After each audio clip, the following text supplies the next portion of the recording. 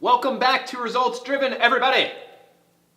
This is your source for functional training and everything beyond from your friends here at Results Driven Fitness. Beyond what? Beyond. Beyond that, we're going to go over the goblet squat today, go a little deeper into it.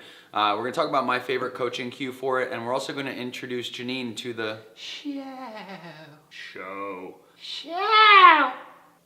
But we're introducing Coach Janine to the show, and we're going to talk about community.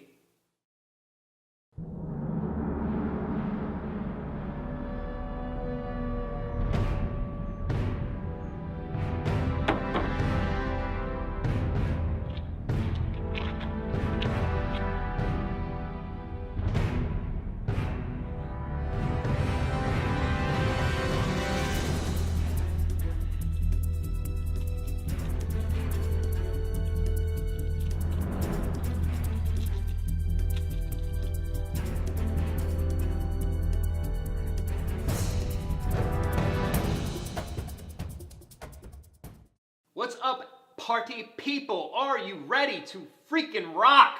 Yes!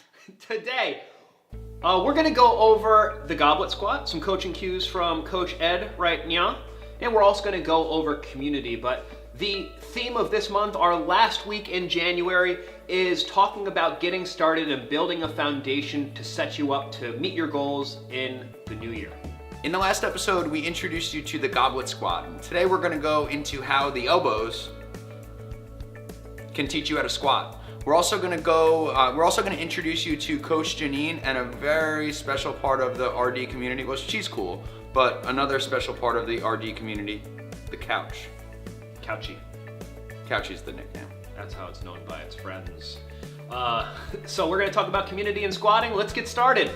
So no matter what exercise you're doing, setup is the first rep. And all we really mean by that, we'll go deeper into it later, but one thing that people typically mess up in the setup is the width of the feet. So we're going to talk about what's appropriate width in different movements. This is Coach Ed's favorite thing, so we're excited to go out onto the floor and start talking about how your elbows can teach you how to squat better. What's up, friends? Coach Ed here with Coach Mike. Can you do that again? Yep, you're welcome. So we already went over the basics of the goblet squat. I want to go into a couple of my favorite things with the squat, show you the stance in terms of the difference between the squat and the deadlift, just the difference in hip position in both movements, and then a little deeper into how the elbows can teach you how to squat. So let's just start off with the two movements. So if you can actually just grab your bell safely and show them a goblet squat. So Mike's gonna do a few goblet squats while I talk it through. With the squat, the main difference between a squat and a deadlift is we're gonna have the hips finish below the knees for your squat. Can we bring that down? Now in a deadlift, what we're looking for in terms of the hips is we want the hips to be between the knees and the shoulders. So if you could see this setup position here, shoulders above hips, hips above knees, whereas in the squat, we're staying a little more vertical and his hips are finishing below the knees. Now that you understand the basic difference in terms of how the movements look and the position of the hips, we want to make sure you start it right. So we're going to start from the feet. In the squat, your stance is actually going to be a little bit closer than your stance would be in the deadlift. So if you want to just think as a good guideline, about hip width apart for your squat. So let's grab your bell again and just show the difference. So if you're about hip width apart, let's get down into your squat.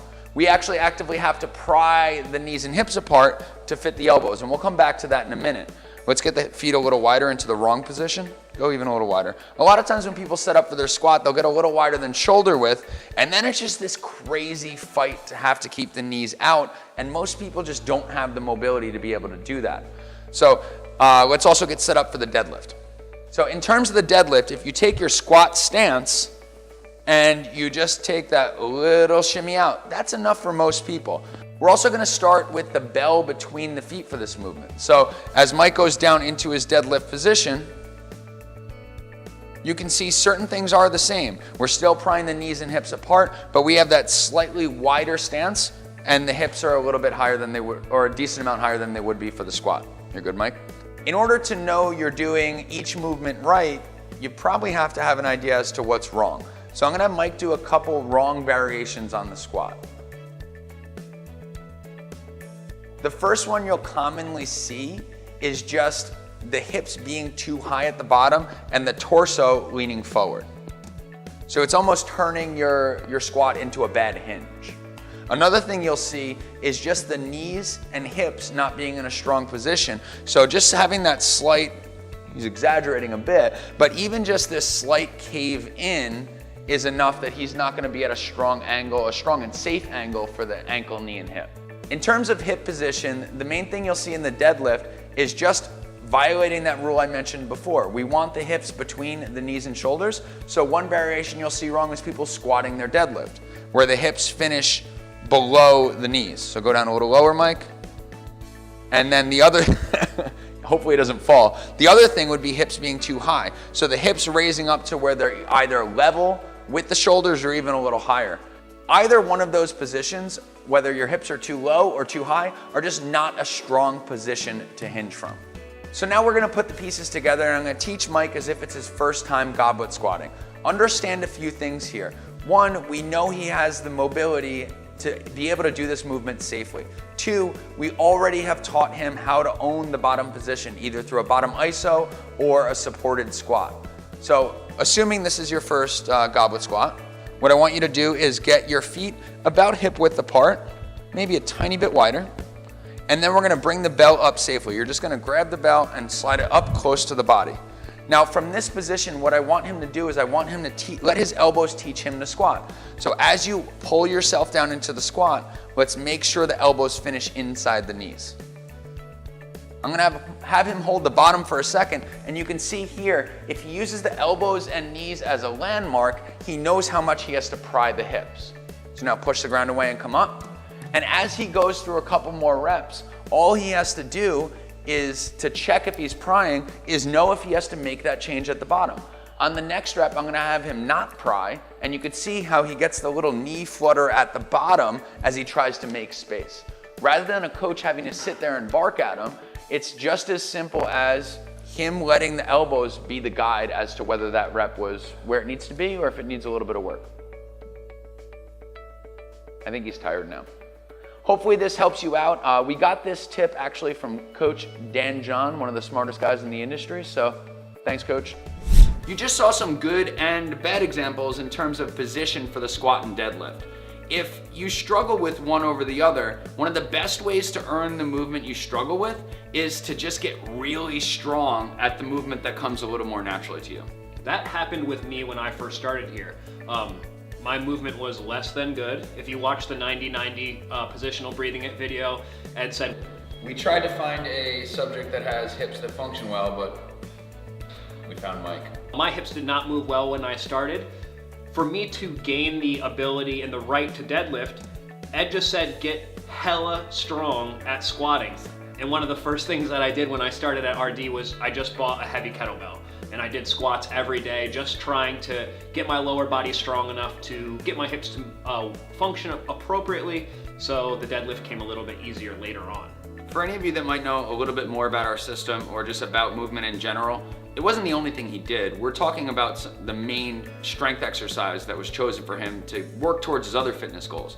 So Mike spent plenty of time doing groundwork, doing mobility work, but in terms of his fitness choice to achieve his other goals, the squat was a huge part of it. And that's what's cool about strength training and creating more function in your body, is that if you can exercise appropriately and do some corrective exercises with that to help bring up the pattern that we're trying to improve, as long as you negate some of the negative input you're putting into your body, our modern life, we sit a lot, we have a lot of stress in our body, we don't breathe appropriately. So if we can start to take steps through strength training, corrective exercise, and then eliminating the negative input into your body, function comes back to people pretty quickly, and we've seen it multiple times here at Results Driven.